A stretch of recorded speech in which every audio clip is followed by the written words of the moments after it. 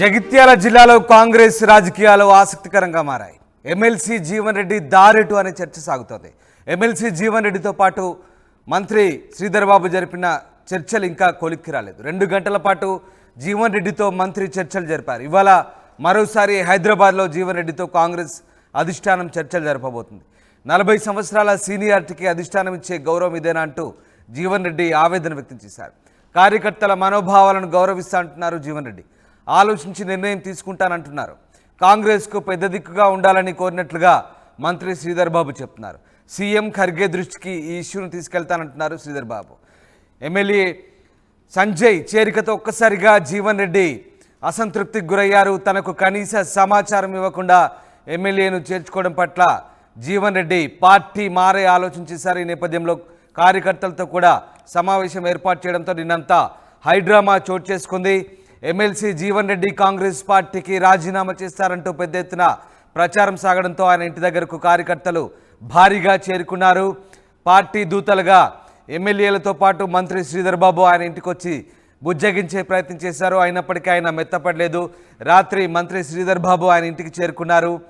జీవన్ రెడ్డికి సర్ది చెప్పే ప్రయత్నం చేశారు. ఆయనకు తగిన ప్రాధాన్యత ఉంటుందంటూ సర్ది చెప్పే ప్రయత్నం చేశారు. అయినప్పటికీ జీవన్ రెడ్డి ఇంకా ఎలాంటి నిర్ణయం తీసుకోలేదు. 2 గంటల పాటు మంత్రి జీవన్ రెడ్డితో చర్చలు జరిపారు.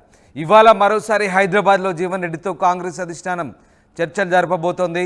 40 సంవత్సరాల సీనియారిటీకి తనకు సరైన గౌరవం దక్కలేదంటూ ఆయన ఆవేదన వ్యక్తం చేశారు. ఇక వ్యవసాయ పనులు చేసుకుంటానంటూ జీవన్ రెడ్డి నిర్వేదం కూడా వ్యక్తం చేశారు. ఈ నేపథ్యంలో జీవన్ రెడ్డిని బుజ్జగించేందుకు కాంగ్రెస్ పార్టీ హైకమాండ్ ప్రయత్నిస్తోంది. ఈ విషయాన్ని సీఎం అలాగే ఖర్గే దృష్టికి తీసుకెళ్తామంటూ శ్రీధర్ బాబు ఆయనకు హామీ ఇచ్చినట్టుగా తెలుస్తుంది. ఇక నిన్న జీవన్ రెడ్డి ఇంటి దగ్గర హైడ్రామా చోటు చేసుకుంది. ఈ నేపథ్యంలో జీవన్ రెడ్డి కూడా స్పందించారు. ఆయన్ని బుజ్జగించేందుకు వచ్చిన మంత్రి శ్రీధర్ బాబు కూడా మాట్లాడారు. ఏం మాట్లాడారు ఒకసారి చూద్దాం. ఇప్పుడు పార్టీలో జరుగుతున్న పరిణామాలు అందరూ గమనిస్తున్నారు. వీళ్ళ కార్యకర్తలు ముఖ్యంగా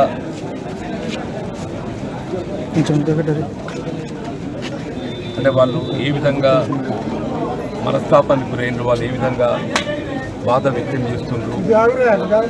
సుదీర్ఘ ప్రజా జీవితం 4 దశాబ్దాల కాలం ఎదుగుతుందో కాంగ్రెస్ పార్టీ బలోపేతం కొరకు జగిత్యాల ప్రాంతమనే కాకుండా తెలంగాణ రాష్ట్రం అంతా కూడా తెలంగాణ ప్రాంతం ఉమ్మడి రాష్ట్రం కూడా తెలంగాణ రాష్ట్రం మరి కాంగ్రెస్ పార్టీ బలోపేతం కొరకు ఒక క్రమశిక్షణ గల కార్యకర్తగా పనిచేయడం జరిగింది. ఆనాడు తెలంగాణ రాష్ట్ర ఏర్పాటు ఉద్యమ సమయంలో కూడా 2006, 2008 2 పర్యాయాలు మరి అప్పుడు కేసీఆర్ గారిపై పోటీ చేయాలనేటువంటి ఒక పార్టీ ఆలోచనకు అనుగుణంగా మరి పోటీ చేయడం. తదుపరి కాలంలో 2009లో ఆశించిన ఫలితాలు పొందలేకపోవటం, 2014లో తెలంగాణ రాష్ట్రం ఏర్పడ్డ తొలి ప్రభుత్వం ఏదైతుందో మన ఉమ్మడి కరీంనగర్ జిల్లాలో ఏకైక శాసనసభ్యుడిగా ఇలా కాంగ్రెస్ పార్టీ బలోపేతం ఉత్తర తెలంగాణ ప్రాంతంలో ఉన్న సమస్యలన్నీ కూడా శాసనసభ వేదికగా ఏదైతుందో ప్రభుత్వం స్పందించే విధంగా ఏ విధంగా ఒత్తిడి తేవడం జరిగిందో ఇదందరం కూడా గమనించడం. తిరిగి 18లో కూడా ఆశించిన పెద్ద పొందలేకపోవటం, 19 పట్టభద్రుల శాసన మండలి ఎన్నికల్లో మరి ఆనాడు పట్టభద్రులు అందరూ కూడా చెప్పంటున్నారు. 2018లో మరి అప్పుడు టీఆర్ఎస్ ప్రభుత్వం పెద్ద మెజారిటీతో ప్రభుత్వం ఏర్పాటు చేసుకున్నప్పటికీ శాసన మండలిలో మాత్రం ఏదైతుందో ఫస్ట్ కౌంట్లో ఎన్నికయ్యే విధంగా పట్టభద్రులు, యువత, నిరుద్యోగ యువత, ఉద్యోగస్తులు, ఉపాధ్యాయులు అందరూ కూడా అండగా నిలబడి ఒక ప్రశ్నించే గొంతుకగా మనకు అవకాశం కల్పించడం. 5 సంవత్సరాల కాలం 2019 నుండి ఇవాటి వరకు కూడా మరి నిన్నటి వరకు అయితే శాసన మండలిలో కాంగ్రెస్ పార్టీ ఏకైక ప్రజాప్రతినిధిగా ఏదైతుందో ఇలా రాష్ట్ర ప్రభుత్వంపై ఒత్తిడి తెచ్చే విధంగా ఇలా పట్టభద్రుల గొంతుకగా ఉద్యోగస్తులే కానీ, ఉపాధ్యాయులే కానీ, నిరుద్యోగ యువతే కానీ, ముఖ్యంగా వ్యవసాయం, రైతాంగం, గల్ఫ్ కార్మికులు, బీడీ కార్మికులు వీళ్ళ వివిధ అంశాలపై ఏదైతుందో మరి ప్రభుత్వంపై ఒత్తిడి తెచ్చి నిలిచే విధంగా చేసిన పోరాటం కూడా అందరూ తెలిసిందే చెప్పండి. సరే తదుపరి మొన్నటి శాసనసభ కానీ నిజామాబాద్ పార్లమెంట్ ఎన్నికల్లో కూడా ఆశించిన ఫలితం పొందలేకపోవడం కొంత బాధాకరం. కార్యకర్తలు ఏదైతుందో ఈ 2 ఎన్నికల్లో కూడా ఆశించిన ఫలితం పొందలేని పరిస్థితులు కొంత వాళ్ళంతా బాధతో ఉన్నటువంటి ఒక పరిస్థితులు. ఇవాళ మరి ఇక్కడ ఇంతకాలం ఏదైతుందో ఎవరితోనైతే పోరాటం చేసినామో మరి ఆ శాసనసభ్యులను ఏదైతుందో ఏకపక్షంగా పార్టీలో చేర్చుకోవడం పట్ల కార్యకర్తలందరూ కూడా వారి యొక్క బాధ వాస్తవంగా పార్టీ బలోపేతం అనేది ప్రధానమని చెప్పండి. అటువంటి పార్టీ బలోపేతం కొరకు అగ్రనిచలు కృషి చేసి 4 దశాబ్దాలుగా ఈ ప్రాంతం పార్టీ పటిష్టానికి పనిచేస్తుంది, ప్రజలకు అందుబాటులో ఉండి సమస్యల పరిష్కారానికి తోడ్పడుతున్న పరిస్థితులలో ఇవాళ సరే శాసనసభ్యుల సంఖ్యాబలం అనే భావనే కావచ్చు, ఆలోచన ఏదైనా కానీ ఏదైతుందో ఏకపక్షంగా నిర్ణయం తీసుకోవడంతో కార్యకర్తలు తట్టుకోలేకపోతున్నారు. వారి యొక్క మరి ఆలోచన సూచనలు దానికి అనుగుణంగా భవిష్యత్తు కార్యక్రమాన్ని నిర్ణయం తీసుకొని జరుగుతుంది. ఏదైనా కానీ ప్రజా జీవితం ప్రజలకు అందుబాటులో సేవ చేయడం ప్రధానమని చెప్పి అంటారు. ఏ బాధ్యత ఏ హోదా ప్రధానం కాదు. ఏ బాధ్యత ఏ హోదాలో ఉన్నా ఏ హోదా లేకున్నా కానీ మన ప్రజలకు అందుబాటులో ఉండి ప్రజలకు సేవ చేయడమే ప్రధాన బాధ్యతగా భావించేంతవరకు భవిష్యత్తులో కూడా అదేవిధంగా ఇలా హోదా అనేది ప్రధానం కాదు. ఏ హోదా ఉన్నా లేకున్నా ప్రజలకు అందుబాటులో ఉండి సేవ చేసేటువంటి ఒక భావనతోని ముందు పోడదుతుంది. అట్లే కార్యకర్తలు కూడా ఇది కాంగ్రెస్ కార్యకర్తలు కానీ అభిమానులు కానీ ప్రజానీకం కూడా ఎవరు కూడా ఏ విధమైనటువంటి ఒక మరి ఆందోళన గురి కావాల్సిన అవసరం లేదు, అదే పడకూడదు. మన జీవిత కాలం ఏదైతుందో ఈ ప్రాంత వీళ్ళ కాంగ్రెస్ పార్టీ కార్యకర్తలే కానీ అభిమానులే కానీ ఈ ప్రాంతంలో ఉండే సమస్యల కోసం ఏదైతుందో నేను అందుబాటులో ఉండి సేవ చేయాలనే సంకల్పంతో మరి ముందుకు పోతున్నాం. మరి భవిష్యత్తు కాలం నిర్ణయిస్తుంది. భవిష్యత్తు నిర్ణయం ఏదైతుందో కాలం నిర్ణయిస్తుంది, దానికి అనుగుణంగా ముందుకు పోతుంది. ఈరోజు మేము జగిత్యాలకి కాంగ్రెస్ పార్టీ సీనియర్ నాయకులైన గౌరవ జీవన్ రెడ్డి గారిని మర్యాదపూర్వకంగా ఈరోజు జిల్లాలో రాష్ట్రంలోనే కాంగ్రెస్ పార్టీ పెద్ద దిక్కుగా ఉన్న జీవన్ రెడ్డి గారిని కలవటానికి నేను మరి అదేవిధంగా లక్ష్మణ్ కుమార్ గారు, ప్రభుత్వ విప్పు ఆది శ్రీనివాస్ గారు, ప్రభుత్వ విప్పు మా పెద్దపల్లి శాసనసభ్యులు విజయరమణారావు గారు, అదేవిధంగా మా రాష్ట్ర చైర్మన్ తయార్ సాబ్, మా మోహన్ గారు, సోదరులు నర్సింగ్ గారు అందరం కూడా రావటం జరిగింది. ఎప్పుడు కూడా రాష్ట్రంలో కాంగ్రెస్ పార్టీ అధికారంలో ఉన్నా లేకున్నా ఈరోజు కార్యకర్తల పక్షాన కాంగ్రెస్ పార్టీ నిలబెట్టాలని వారు చూపెట్టిన అనేక సందర్భాల్లో వారి బాటల్లో నడవడానికి మేమందరం కూడా ప్రయత్నం చేస్తూ ఉంటాం. ఈరోజు కాంగ్రెస్ పార్టీకి సంబంధించి అనేక సందర్భాల్లో కూడా వారు పెద్దలు జీవన్ రెడ్డి గారు శాసన మండలిలో కానీ ఈనాడు ఈ జిల్లాకు సంబంధించి కానీ రాష్ట్రంలో గత 10 సంవత్సరాలు పూర్తి స్థాయిలో ప్రజల పక్షాన్ని నిలబడ్డ వ్యక్తి. మొన్న పార్లమెంట్లో కూడా చాలా కాంగ్రెస్ పార్టీ పక్షాన మరి ఆ సీట్లో పార్టీ నిర్ణయం చేసి నిలబెట్టాలని ఆలోచన చేసినప్పుడు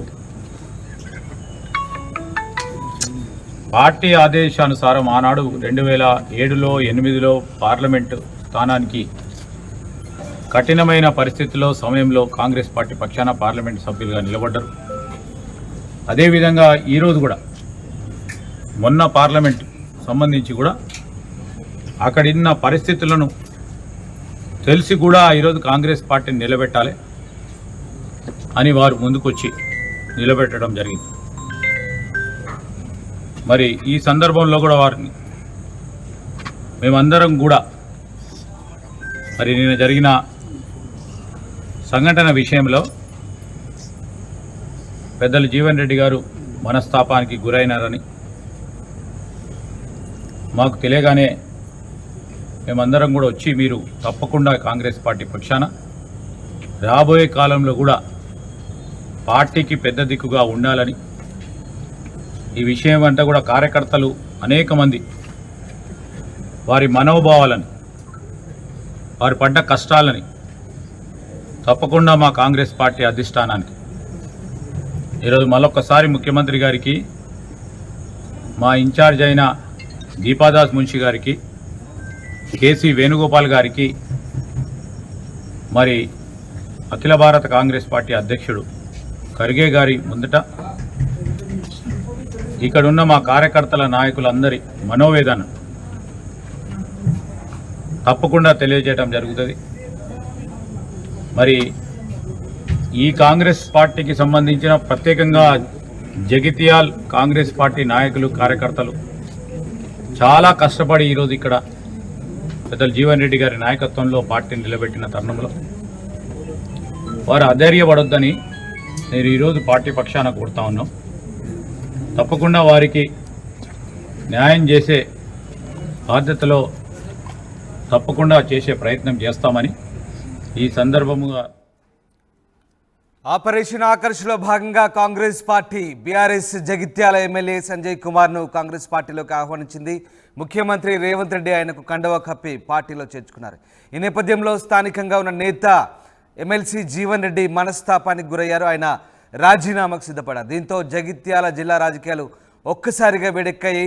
జీవన్ రెడ్డి రాజీనామా అంశం తెలుసుకున్న ఆయన అనుచరులు పెద్ద ఎత్తున ఆయన ఇంటికి చేరుకోవడంతో నిన్నంతా కూడా హైడ్రామా చోటు చేసుకుంది.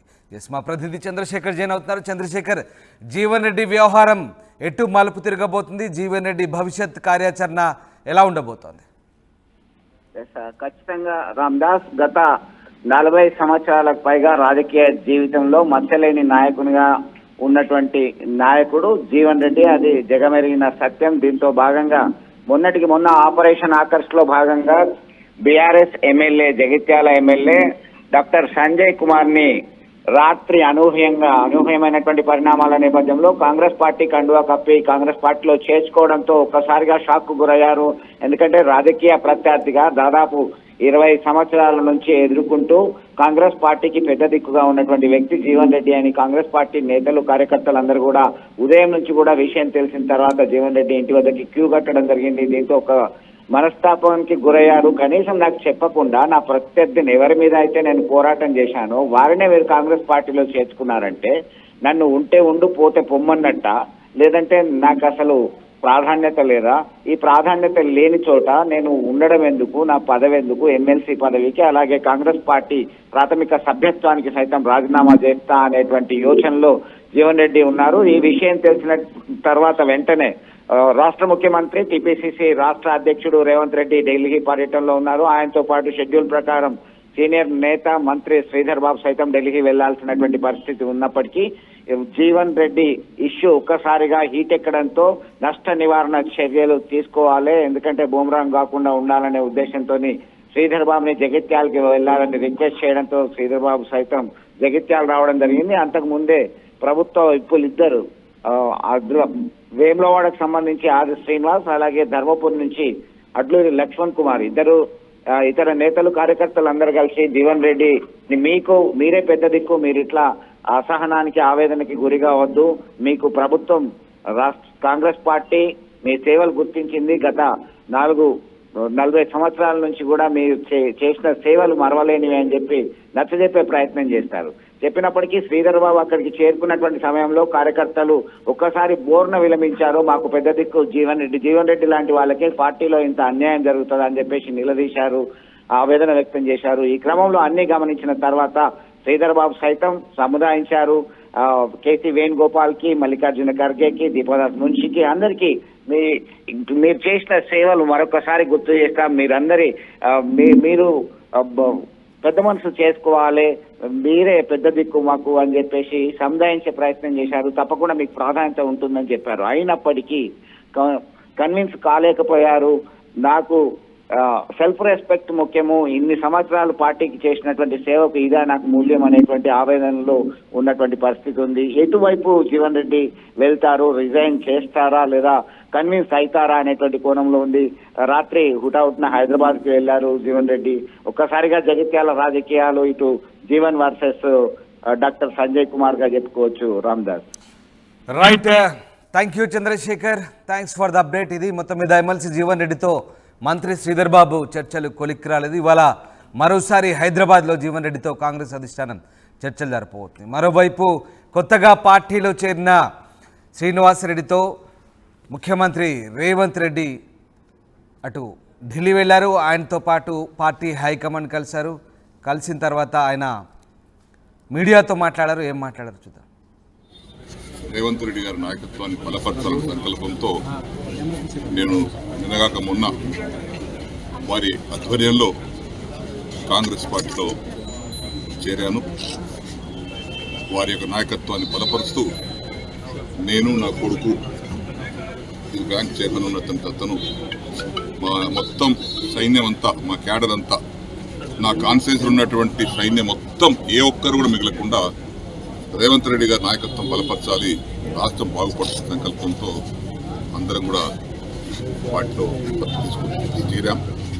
అదేవిధంగా ఈరోజు జాతీయ అధ్యక్షులైనటువంటి గౌరవనీయులు ఖార్గే గారిని, అదేవిధంగా రాష్ట్ర జాతీయ నాయకులైనటువంటి గౌరవనీయులు రాహుల్ గాంధీ గారిని కూడా కలవటానికి కోసం తీసుకొచ్చారు. ఎందుకంటే పార్టీలో కలిసిన తర్వాత నేను కూడా ఇప్పుడు 7 సార్లు ఎమ్మెల్యేగా గెలిచాను, 6 టర్ములు స్పీకర్గా చేశాను. కాబట్టి నేను కూడా వారిని కలిస్తే బాగుంటుందని వారు సలహా ఇచ్చారు. ఈరోజు వచ్చి వారిద్దరిని కూడా కలవడం జరిగింది. వారికి కూడా శుభాకాంక్షలు జరపడం జరిగింది. భవిష్యత్తులో కూడా తెలంగాణ రాష్ట్రం ఇప్పుడే వారు మాట్లాడారు. అనేక పెండింగ్ సమస్యలు ఉన్నాయి. దేశ రాజధానిలో ఉన్నటువంటి నాయకులతో ఇక్కడ ఉన్నటువంటి వారిని పరిశీలి చేసి ఎప్పటికప్పుడు సాధించాల్సిన అవసరం ఉంటుంది. కాబట్టి వారు ఇప్పుడు చెప్పినట్టుగా వారి నాయకత్వంలో రాష్ట్రం ఇదివరకు చెందిన దానికంటే ఎక్కువ ప్రగతి సాధిస్తుందని ఆశిస్తున్నాను. అన్ని రంగాలలో, ఇటు సాగునీటి రంగం కానీ, విద్యారంగం కానీ, వైద్య రంగం కానీ, సామాజిక వర్గాలు కానీ, సామాజిక రంగం కానీ, రైతుల సంక్షేమం కానీ మంచి ఫలితాలు వారి ఆధ్వర్యంలో నాయకత్వంలో వస్తాయని చెప్పి నమ్మకం ఉంది. కాబట్టి వారి నాయకత్వాన్ని బలపరుస్తున్న అందరం కూడా వారు సమర్థవంతమైనటువంటి ముఖ్యమంత్రిగా పేరు చేసుకుంటా ఉన్నారు, మంచి పని చేస్తూ ఉన్నారు. వారిని మేము మనస్ఫూర్తిగా మరొకసారి, నేను వయసులో పెద్దవాడిని కాబట్టి అభినందిస్తున్నాను వారు. కాబట్టి ఈ సందర్భంలో మరొకసారి కాంగ్రెస్ పార్టీ, నేను కొత్త కాదు, నేను రాజకీయ జీవితమే కాంగ్రెస్ పార్టీతో స్టార్ట్ అయింది. 1977లో నేను కాంగ్రెస్ పార్టీతోనే కండువా కప్పుకొని రాజకీయాలకు వచ్చాను. 84 వరకు కాంగ్రెస్లే ఉన్నాను. ఎన్టీ రామారావు గారు పార్టీ స్థాపించిన తర్వాత వారి పిలుపు మేరకు తెలుగుదేశం పార్టీ వెళ్ళారు. 27 సంవత్సరాలు తెలుగుదేశం పార్టీ ఉన్నారు. 11 సంవత్సరాలు కేసీఆర్ గారి నాయకత్వంలో టీఆర్ఎస్ పార్టీ పనిచేశారు. నిన్నగాక మొన్న వారి నాయకత్వంలో తిరిగి ఏ రాజకీయ ప్రస్థానం ఎక్కడ మొదలైంది నాది, నా ముగింపు కూడా पेंडिंग पड़ा हुआ है। इसीलिए राजनाथ सिंह जी से हम लोग मिलकर वो जो हम लोग तेलंगाना सरकार की जगह डिफेंस के लिए बदली किए, पर वापस में जो तेलंगाना को जो मिलने का जगह था वो नहीं मिला था। इसीलिए हम लोग राजनाथ सिंह से तेलंगाना सरकार की तरफ से हमारा दरखास्त किए, आगे कार्रवाई करने के लिए राजनाथ सिंह जी ने वादा किया था। दूसरी बात, हर प्रदेश में सैनिक स्कूल है। पूरा हिंदुस्तान में उत्तर प्रदेश में 3 सैनिक स्कूल है, आंध्र प्रदेश में 2 है, कर्नाटक में हर प्रदेश में सैनिक स्कूल है केंद्र सरकार के। मगर तेलंगाना में कोई एक भी सैनिक स्कूल नहीं है। 10 साल केसीआर पूछा ही नहीं, मोदी जी दिया ही नहीं।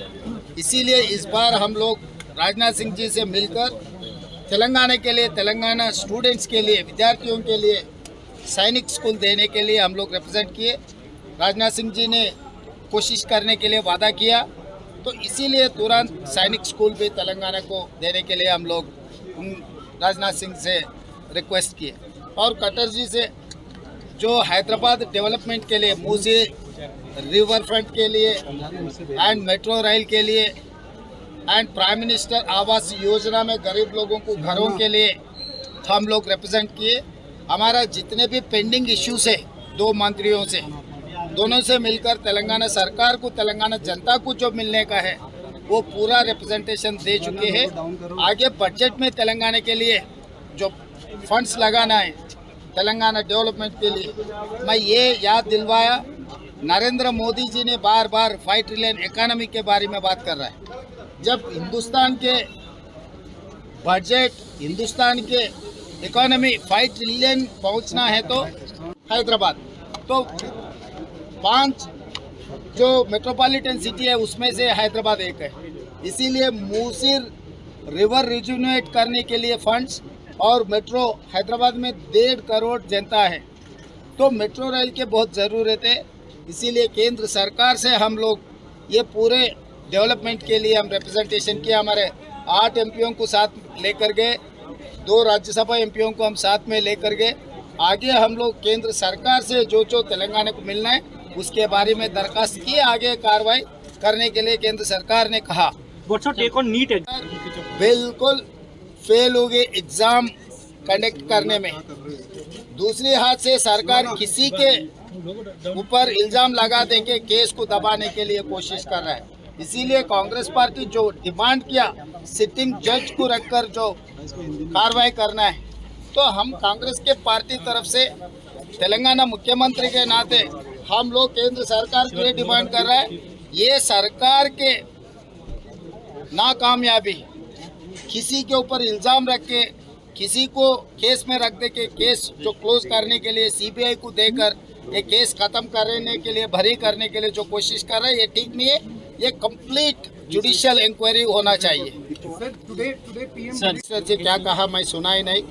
मैं एक बात साफ कहना चाहता हूँ, जब से केंद्र सरकार ने फंस जाते हैं तब प्राइम मिनिस्टर साहब ने खामोश हो जाता है, तो इससे कोई फायदा नहीं है। इस बार करोड़ों लोग, करोड़ों योद्धा सड़क पे आ रहे हैं।